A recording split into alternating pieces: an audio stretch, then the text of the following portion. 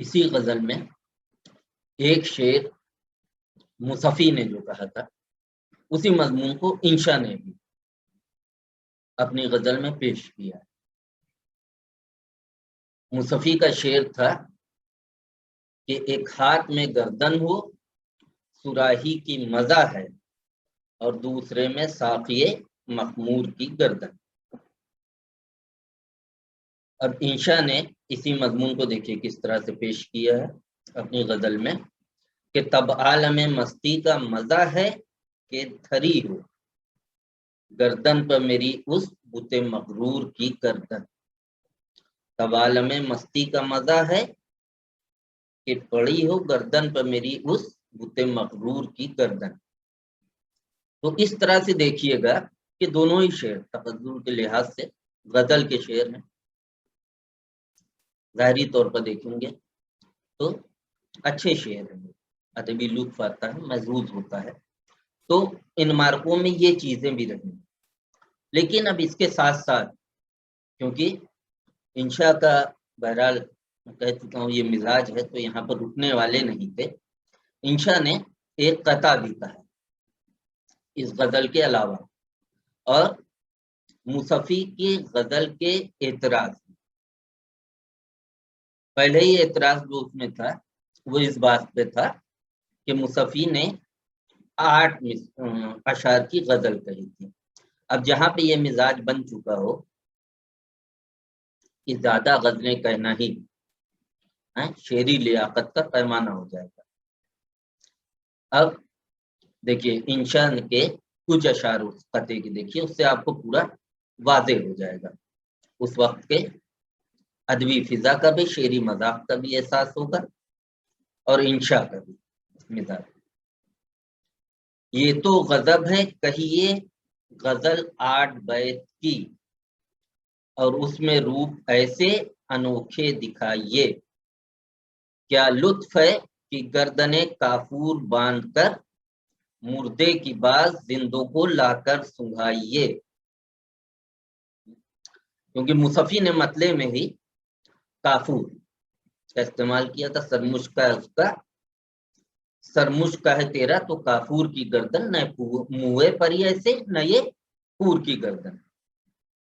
کافور کی گردن پر اعتراض ہو رہا ہے انشا کہ یہ تو غضب ہے کہیے غزل 8 بیت کی اور روپ اس میں ایسے انوکھے دکھائیے، کیا لطف ہے کہ گردن کافور باندھ کر مردے کی باز زندوں کو لا کر سنگھائیے، ایسے نجس کثیف قوافی سے نظم دندان ریختہ پہ پھپھوندی جمائیے۔ ٹھیک، پھپھوندی جمائیے آپ لوگ جانتے ہیں بلیک فنگس آج کل کے تناظر میں، تو یہ مصفی کا طنز ہے مگر اس میں بھی دیکھیں گے کہ ظرافت اور مزاح اس کے عناصر بھی موجود ہیں۔ کیا لطف ہے کہ گردن کافور باندھ کر مردے کی باز زندوں کو لا کر سنگھائیے، ایسے نجس کثیف قوافی سے نظم میں دندان ریختہ پہ پھپھوندی جمائے۔ اب ظاہر سی بات ہے کہ یہ اعتراضات، مصفی بھی ایک پرنامہ شاعر ہیں، عمر میں بھی بہرحال بڑے ہیں انشا سے، تو انہوں نے اس کو ضرور ہے کہ محسوس کیا شدت سے۔ اب مصفی نے بھی پھر اسی زمین پر انشا کو جواب دیتے ہوئے غزل لکھی۔ اب دیکھیے گردن کی ردیف پر ہی اور اسی بحر میں اس وقت کتنی غزلیں ہو رہی، اب کی کیونکہ مصفی پہ پہلے ہی اعتراض یہ ہوا تھا کہ آپ نے ایک پوری غزل میں صرف 8 اشعار کہے اور اس میں بھی ایسے ایسے قوافی استعمال کیے، اب کی مصفی نے اس کا پورا خیال رکھا، تقریباً 20 سے زیادہ اشعار کہے۔ اچھا، مصفی نے بعض بالکل نئے قافیوں کو باندھا بھی اسی زمین میں اور بہت خوبصورتی سے پیش کیا ہے، یعنی یہ پوری کہہ سکتے ہیں غزل 2 حصوں میں۔ دوسرا حصہ یہ ہے کہ جہاں پر انشا پر وہ اعتراضات کرتے ہیں، एतराजात में भी देखिए आप, इंशा ने अब की, क्योंकि इंशा ने उनके मतले पे एतराज किया था, अब मुसफ़ी ने वही सवाल जवाब का सिलसिला, यही अदबी मार्का कहलाता है। मुसफ़ी ने इंशा के मतले को कैसे गलत ठहराया है।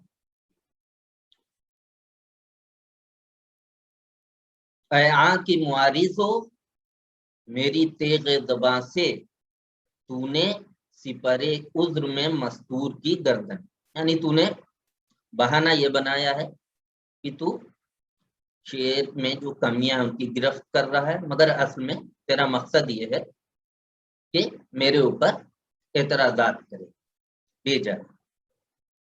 तूने सिपरे उज्र में मस्तूर की गर्दन, उसके बाद अगला शेर जो है, गर्दन तो सुराही के लिए वजह है नादां, भेजा है खुमे बादे अंगूर की गर्दन। खुमे बादे अंगूर क्योंकि इस्तेमाल किया था इंशा। मुसफ़ी कह रहे हैं कि गर्दन सुराही की होती है, घड़े की नहीं होती है। ठीक है, अब देखते हैं यहाँ पर भी लिसानी बारीकियों एतराज हो रहा है। गर्दन तो सुराही के लिए वजह है नादा, भेजा है खुमे बादे अंगूर की गर्दन। यूं सैकड़ों गर्दन तू गया बांध तो क्या है, सूझी न तुझे हैफ की मजदूर की गर्दन। अब ये मुसफ़ी ने इंशा पे एतराज़ात किए कि तुमने इतने कवाफी बांधे 23, मगर उसमें से मजदूर का काफिया छूट गया उसके बावजूद भी, हैफ है इस पर। अब ये देखिए कि पूरी तरह से सवाल और जवाब का सिलसिला शुरू हो गया। इसके बाद भी फिर इंशा ने एक कता लिखा जिसमें इसी तरह से मुसफ़ी पर एतराज़ात किए, मगर अब तक बुनियादी तौर पर एतराज़ात जो हो रहे हैं उनकी नौयत लिसानी और अदबी ही है, बरकरार है किसी हद तक, सिवाय इसके कि बाज़ जगह बिलवास्ता तौर पर इंशा ने मुसफ़ी को खिताब करके उन पे तंज किया है, उनका मज़ाक़ा बनाया है, और मुसफ़ी ने भी ये किया है कि गुस्सा के इंशा का जहां जिक्र आता है, तू, तुझे, तुझे तमीज ना आई तेरी, ये इस्तेमाल किए हैं इस तरह के सीगे। तो एक तरह से शिद्दत आना शुरू हो गई थी। अब ये सवाल जवाब का सिलसिला बढ़ा तो दोनों के हिमायती भी इस मार्के का हिस्सा बन गए। मुसफ़ी के शागिर्दों की तादाद ज्यादा थी, बहरहाल वो भी सरगर्म हो गए, इस मार्के का हिस्सा हो गए। अब हजवें लिखी जाने लगी एक दूसरे की, इसकी शुरुआत हो गई। इसमें मुसफ़ी के दो शागिर्द हैं खासकर, एक हैदर अली गर्म, मिर्जा हैदर अली गर्म, और एक मुंतजिर, ये इसमें पेश रहे। उसकी एक वजह भी है, वो वजह ये है कि इनका ताल्लुक शाही तोपखाने से था, शाही तोपखाने में मुलाजिम थे, तो इस तरह से सरकार में भी उनकी मुलाजमत थी, तो जाहिर सी बात है लीडर भी रहे होंगे। उन्होंने तीखे तंज मुसफ़ी पे करना शुरू किए, बात बराह रास्त, मगर उस वक्त सिर्फ इसी जमीन पर और इस बहर में बहुत सी गज़लें लखनऊ में सिर्फ लिखी गई, और उसमें के अगर वो अशार मैंने कहा जिसमें सिर्फ तंज मकसद है या तज़हीक मकसद है एक दूसरे की, उनको हटा दें तो बात बड़ी खूबसूरत अशार भी उस जमाने में कहे गए हैं। अब जब ये मुसफ़ी के शागिर्दों का हमला तेज हुआ तो फिर इंशा ने मुसालहत चाहिए, इसकी शुरुआत इंशा की तरफ से हुई। मुसफ़ी हालांकि उनकी अना इस बात को बर्दाश्त नहीं कर रही थी कि उनकी इस तरह से तदहीक और उसके बाद वो इंशा से सुलह करें, मगर मजबूरी ये भी थी दूसरी तरफ के शहजादे से पूरी तरह बेताल्लुक नहीं होना चाहते थे, उनका एतमाद नहीं खोना चाहते थे सुलेमान शिको का, इस वजह से मजबूरन सुलह कर ली। एक मुशायरा हुआ दरबार में सुलेमान शिको के, वहां पर जुरत ने और बाज दूसरे शोरा ने मुसालहत करा दी, मुफाहमत हो गई। तो एक तरह से ये सिलसिला जो शुरू हुआ था وہ یہاں پر ختم ہو گیا، مگر یہ مفاہمت بھی عارضی مجبوریوں کے تحت ہوئی تھی، ضرورتوں کے تحت ہوئی تھی، اندر سے دونوں طرف ایک دوسرے کے تئیں قدورت باقی تھی۔ کچھ دنوں کے بعد پھر سلیمان شکوہ کے دربار میں ہی مصفی نے ایک اور غزل پڑھی۔ مشکل زمین میں وہ غزل تھی، زمین اس کی یہ تھی: زہرا کی جب آئی کف ماروت میں انگلی، انگلی ردیف ہے، ماروت اس میں قافیہ ہے۔ اب یہ جب غزل مصفی نے پڑھی تو اس میں بعض بہت خوبصورت اشعار ہیں، اور بعض اشعار ایسے بھی تھے کہ یہ شروعات ہو چکی تھی، تو مصفی نے اشارانہ فقریہ ایک چیز بھی ہوتی ہے، عام طور پر استادوں کے یہاں ملتا ہے، مصفی نے اس سے کام لیا تھا، اپنی بھی تعریف اس غزل میں کی تھی اور اپنے معاصرین پر چوٹیں بھی کری تھی۔ ظاہر ہے معاصرین پر کر رہے ہیں تو ان کی چشمت باقاعدہ شروع ہو ہی چکی تھی انشاء سے، تو وہ انشاء کی طرف نشانہ تھا، اور نہ بھی رہتا تو ہونا وہی تھا کہ انشاء کو یہ بات محسوس ضرور ہونی تھی کہ ان کی طرف تند ہو رہا ہے۔ انشاء ماننے والے کہاں تھے؟ انہوں نے بھی اسی زمین پر اسی ردیف اور قافیے میں ایک غزل لکھی، زہرا کی جب آئی کف معروف میں انگلی۔ اب اس میں مقطع کا جو شعر تھا مصفی کی غزل کا، وہ یہ تھا کہ تھا مصفی بمائل گریا کے پس مر، تھی اس کی دھری چشم پہ تابوت میں انگلی۔ یعنی مصفی میں اتنا غم تھا کہ کیفیت کا اظہار ہے کہ مرنے کے بعد بھی تابوت میں اس کی میت پر اس کے ہاتھ جو ہیں چشم پہ ہی رکھے ہوئے تھے۔ مصفی بمائل گریا کی پس مر، تھی اس کی دھری چشم پہ تابوت میں انگلی۔ اب اس میں انشاء نے جو غزل کہی تو شروعات ہی اس کی ہے جواب دینے کے انداز سے، اپنے خاص مخصوص انداز میں، کہ زہرا کی کبائی کفے ماروت میں انگلی، یہاں سے شروع ہو رہا ہے۔ انہوں نے بھی منصفی پہ تیکھے اعتراضات کیے ہیں، اور ایک چیز اور کری جس کی وجہ سے شدت آ گئی کہ اب تک جو ہے جتنے بھی ایک دوسرے پہ چوٹیں ہو رہی تھی وہ بالواسطہ طور پہ زیادہ ہو گئی، حالانکہ سب کو پتا تھا کہ خطاب کس سے ہو رہا ہے، مگر نام نہیں لیا گیا۔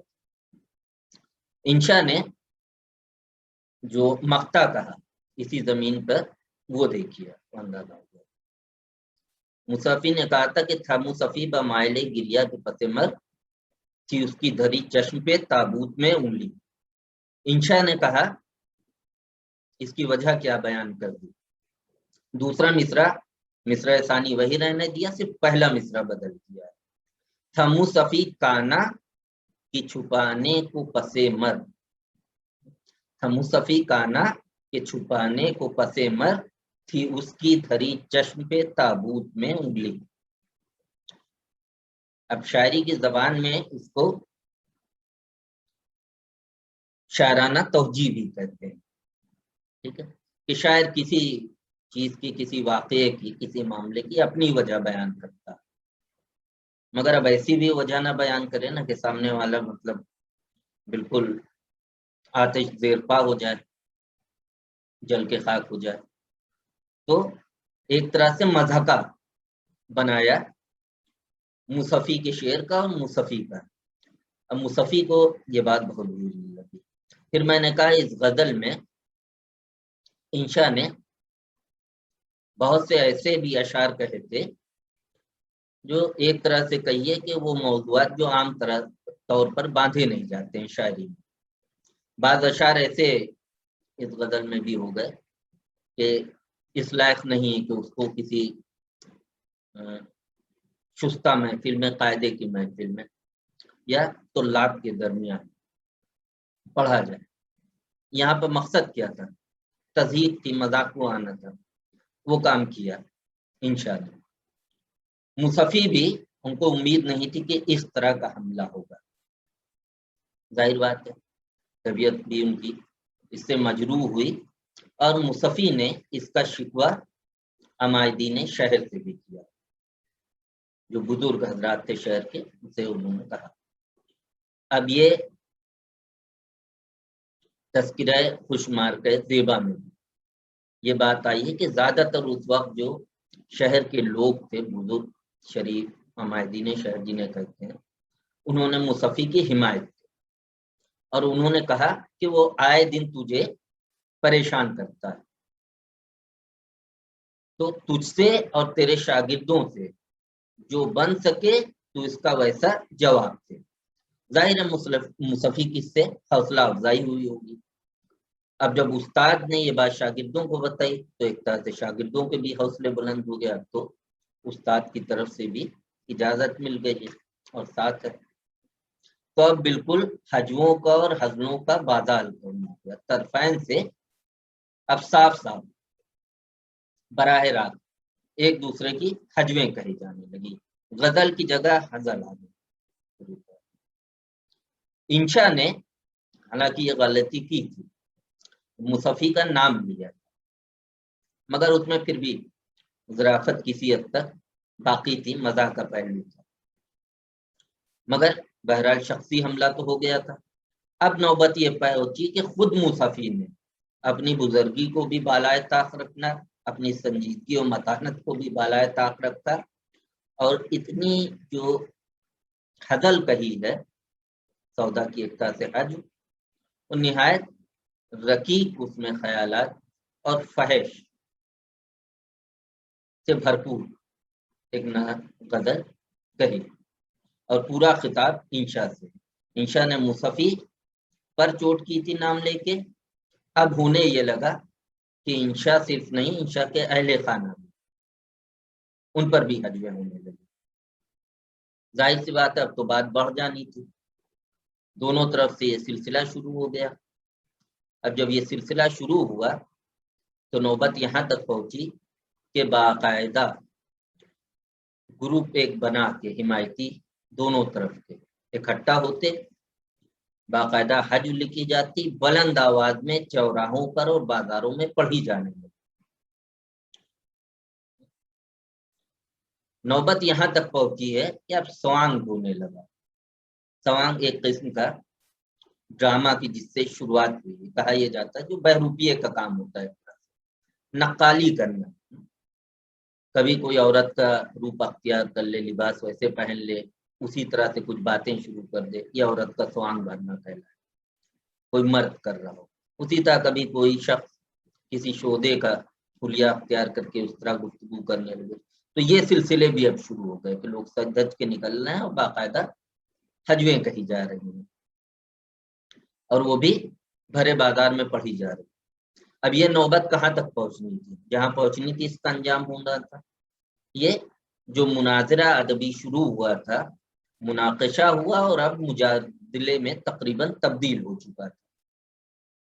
ایک بار نوبت یہاں تک پہنچی کہ دونوں طرف سے اسی طرح سے سوانگ بھر کے جلوس نکلے، اور عنقریب تھا کہ تلواریں کھینچتی دونوں طرف سے، لاٹھی ڈنڈے سے دونوں مائتی بھی لیس تھے۔ پھر شہر کے کچھ لوگ، اس میں بزرگ، انہوں نے مداخلت کری، اور خیر یہ نوبت نہیں آئی مجادلے کی، ٹل گیا کسی طرح سے اس وقت معاملہ۔ دور ہے یہ نواب آصف الدولہ کا، جب یہ پورا معاملہ چل رہا تھا، قضیہ یعنی جب وہ بہت خراب حصہ اس معرکے کا پہنچتا ہے اپنے عروج پر، آصف الدولہ نہیں تھے لکھنؤ میں۔ جب لکھنؤ آئے تو انہیں یہ پتا چلا، تو انہوں نے وہ غزلیں وغیرہ اور غزلیں جو اس زمانے میں کہی گئی تھی منگائی۔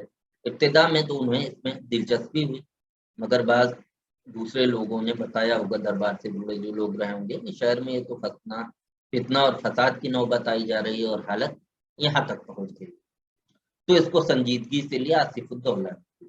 اس دوران ایک چیز اور ہوئی کہ مصفی میں، کیونکہ اس شہزادہ سلیمان شکو سے نا امید ہو چکے تھے کہ یہاں پر ان کو نہیں ان کی بات بنے گی، اور یہاں پر انشا کو ہی ان کے مقابلے دربار میں برتری حاصل رہے گی، مگر آصف الدولہ کو انہوں نے پہلے قصائد لکھے ان کو پیش کیے لکھ کے ان کی شان میں، اور اس کے بعد اپنا مقدمہ پیش کیا کہ ہمارے ساتھ یہ ظلم ہوا۔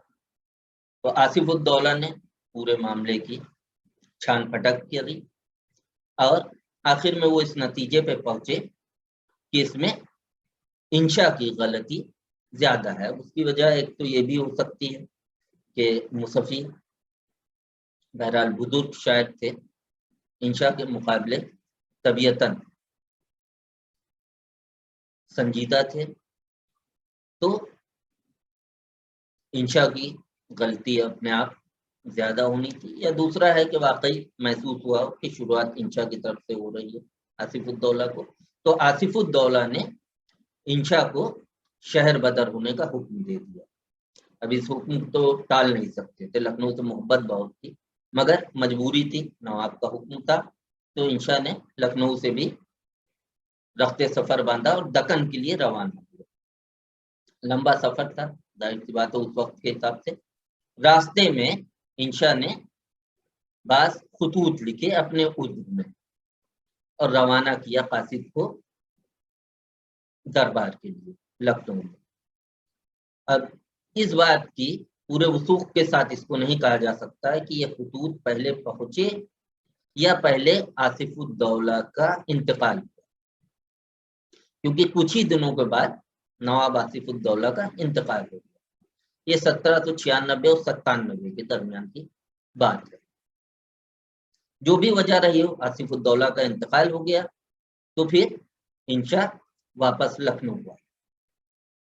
لکھنؤ آ گئے تو آصف الدولہ کے بعد نواب سعادت علی خان اودھ کی کرسی پر بیٹھے، انشاء سعادت علی خان کے ملازم ہو گئے شہر کے طور، مگر پھر انشاء کو وہ عزت نہیں مل پائی دربار میں جو ان کی پہلی تھی، اور ان کا مشاعرہ بھی سلیمان شکوہ کے زمانے میں تھا، اس میں بھی تخفیف ہو گئی، کمی ہو گئی۔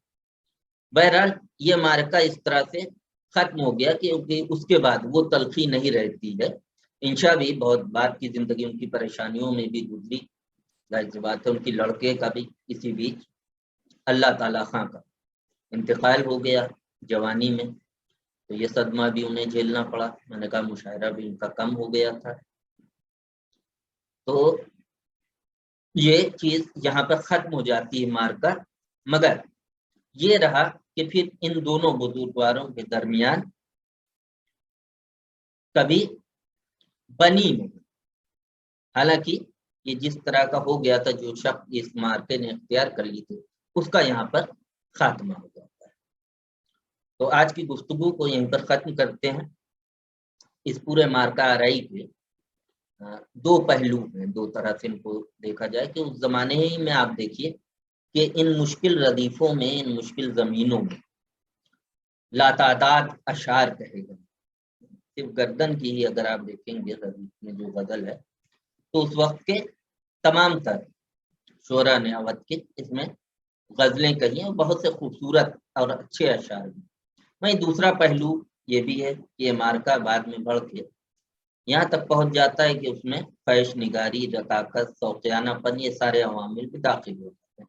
ظاہر سی بات ہے اس سے ادب کو فائدہ تو نہیں ہونا تھا، شاعری کو بھی نقصان ہوا ہے اور شخصیت کو بھی نقصان ہوا ہے۔ وہی بات ہوتی ہے کہ منفی اگر مطابقت ہو، مگر جہاں تک اس پورے معرکے کی نوعیت لسانی رہی ہے یا ادبی رہی ہے، تو بہرحال شاعری میں نئے نئے تجربات ہوئے ہیں، شاعری میں خوبصورتی میں بھی اضافہ ہوا ہے، بہت سے نئے موضوعات کو نئے طریقے سے پیش بھی کیا گیا۔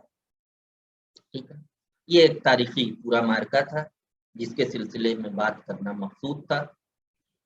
اب آپ لوگوں سے اگلے لیکچر میں ملاقات ہوگی، اردو زبان و ادب کے تعلق سے ایسے ہی کسی اہم موضوع کو لے کر اس پہ بات کریں گے۔ آج کے بات کو یہیں پر ختم کرتے ہیں۔ میں مرتضیٰ علی اطہر جائسی آپ سے